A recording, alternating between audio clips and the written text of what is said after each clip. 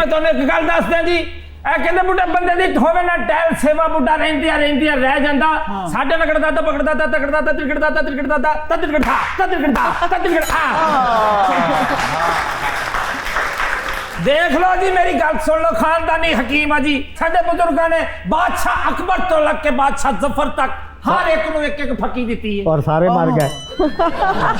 मेरे भाजी तुसी बाकी शायर ही हो। तू हकीम? हाँ जी। तेनू शायरां दा किद्दां पता मैं शायर है या नहीं है? मैं एक शेर ਜਿਹੜੀ ਵੇਸਕੋਟ ਬੰਦਾ ਕੌਣ ਪਾਉਂਦਾ ਤੈਨੂੰ ਪਤਾ ਇਸ ਗੱਲ ਦਾ? ਇਹ ਸ਼ਾਇਰ ਪਾਉਂਦਾ ਵਾ। ਆ ਦੇਖ ਇਹਨਾਂ ਨੇ ਪਾਈ ਹੈ। हाँ जी। ਇਹਨਾਂ ਨੇ ਵੀ ਪਾਈ ਹੈ ਤੇ ਮੈਂ ਵੀ ਪਾਈ ਹੈ ਤੇ ਲਿਹਾਜ਼ਾ ਅਸੀਂ ਦੋਵੇਂ शायर हैं। नहीं, आप भी तो हकीमों के चाहत फतेह अली है ना, और मुझे ये भी पता चला है कि आप थोड़ा शायरी से भी आपको लगाव है। जी मैं शायरी भी कर इकराम आरफी साहब, मैं इनका बहुत बड़ा फैन हूं जी माशाल्लाह। माशाल्लाह शायर भी लगने इदा भी लगता जी किते पांजा ला के आए ने। देखो मैं एक अर्ज कर दूं, शेर मेरे लिखी हुई गजल है जी, देखिएगा। आप पे लिखी है मैंने। मेरे ते किथे लिखी है? ओए किथे लिखी मेरे ते? वैसे मैंने कहा है आपके। अच्छा वैसे क्या वा? लिखा है कि जो शायर ना हो और शायरों में बैठा वचकार हो, लानत हो ऐसे शख्स पे और बेशुमार। ਇਹਨੇ ਸਾਡੇ ਨਾਲ ਬਦਤਮੀਜ਼ੀ ਕੀਤੀ। ਤੁਸੀਂ ਦੂਸਰੇ ਸ਼ਾਇਰਾਂ ਨੂੰ ਫੋਨ ਕਰੋ, ਅਸੀਂ ਇhtਜਾਜ ਕਰਾਂਗੇ, ਇੱਥੇ ਟਾਇਰ ਸਾੜਾਂਗੇ। मैं जरूर एवें करांगा इलाहाबादी साहब, कूल डाउन। लेकिन मैंने एक गल पूछी दे, मेरा दिमाग खराब कर देता है। एक गल पूछी दे बेशुमार तेते होवे तो बल्कि इलाहाबादी साहब अर्ज किया है वो 1.5 मरले के कमरे में तन्हा बैठा। ओए होए होए। मैं 1.5 मरले के कमरे में तन्हा बैठा था, वो साहब आए मेरे साथ फंस के बैठ गए। हाय हाय हाय हाय, बड़ा जुल्म हो रहा है। वो साहब आए मेरे साथ फंस के बैठ गए। हवाई जहाज में हुआ ऐलान, बेल्ट बांध लीजिए। ओके। हवाई जहाज में हुआ ऐलान, बेल्ट बांध लीजिए। ये कूड़ शख्स थे, नाला ही कस के बैठ गए। ये कूड़ शख्स थे, नाला ही कस के बैठ गए। बहुत शुक्रिया मोहतरम। बहुत शुक्रिया, थैंक यू।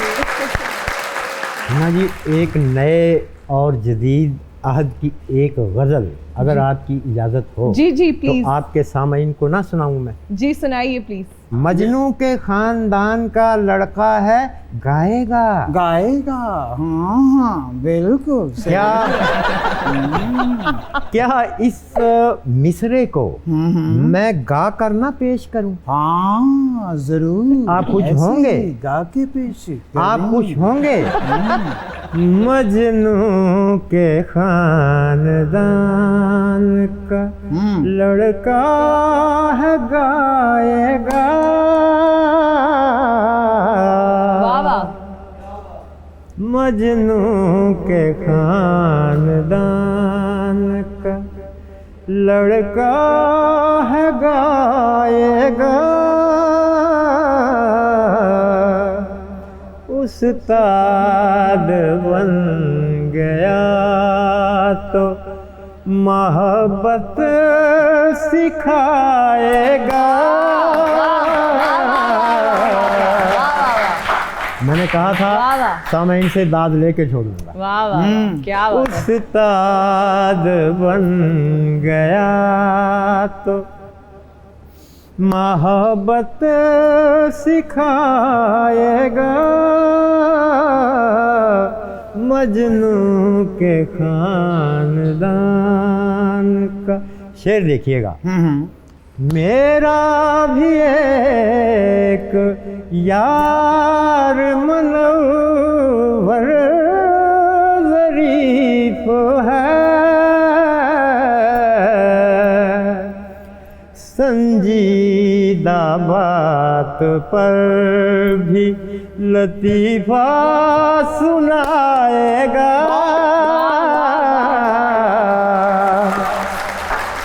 संजीदा बात पर भी। शेर देखिएगा। इकराम ठीक ठाक है, कीमत न देखना।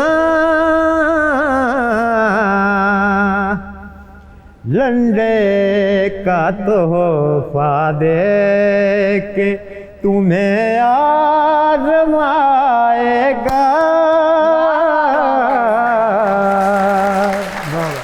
इकराम ठीक ठाक है, कीमत ना देखना, लंडे का तोहफा दे के तुम्हें आजमाएगा।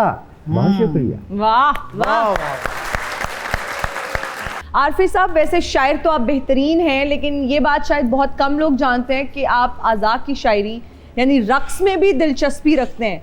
तो कहाँ से सीखा आपने ये रक्स और कहाँ कहाँ किया आपने रक्स अभी तक? मैं जब यूनिवर्सिटी में हिना जी पढ़ता था तो शौक़ था शुरू से ही रक्स का कि अज़ा की शायरी की जाए। नड़वाला में वहाँ परफॉर्म किया?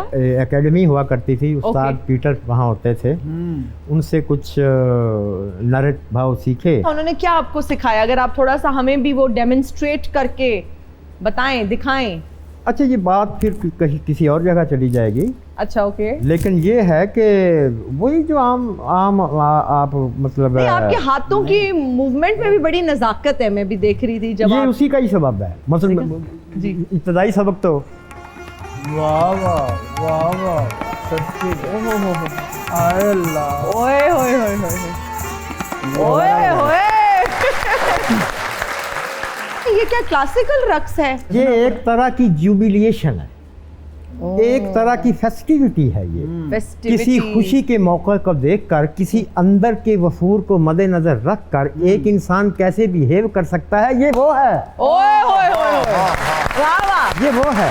सर, तो शादियों पे, फैमिली गैदरिंग्स में कभी किसी ने फरमाइश की बड़ी- कि आरफी साहब आ जाइए डांस फ्लोर बड़ी पे? बड़ी बड़ी बुलाਉਂਦੇ ही इस करके बड़ी उर्सों पे, एक तवील अरसा में उर्सों पे, शाह हुसैन के उर्स पे, वारिस शाह के उर्स पे, बुल्ले शाह का तो खैर हमारा, इन उर्सों पर मैं एक तवील अरसा धमाल डालता रहा। रक्स ने आपकी शायरी को कैसे आगे बढ़ाने में मदद की? हाँ, ये अहम सवाल है।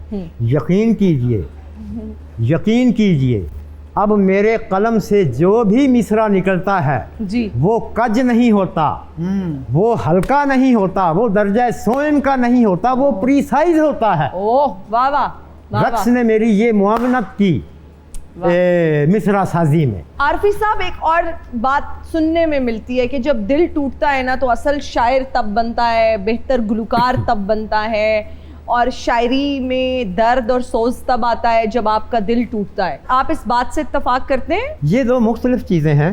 जब आपका दिल टूटेगा तो आप वैसी शायरी करेंगे, जब आपका दिल खुश होगा शायरी आप उस वक्त भी जब करेंगे, मोहब्बत में होंगे तब और शायरी होगी। लेकिन वो उसका जॉनरा मुख्तलिफ होगा। लिहाजा ये कहना मेरा ख्याल है कोई ऑथेंटिक नहीं है कि दिल ही टूटा हो तो इंसान शायरी कर सकता है। मोहब्बत कितनी बार हो सकती है जिंदगी में? मोहब्बत बार बार हो सकती है जिंदगी में। बार बार? एक दिन में कितनी बार? एक दिन में भी मुतअद्दिद मर्तबा।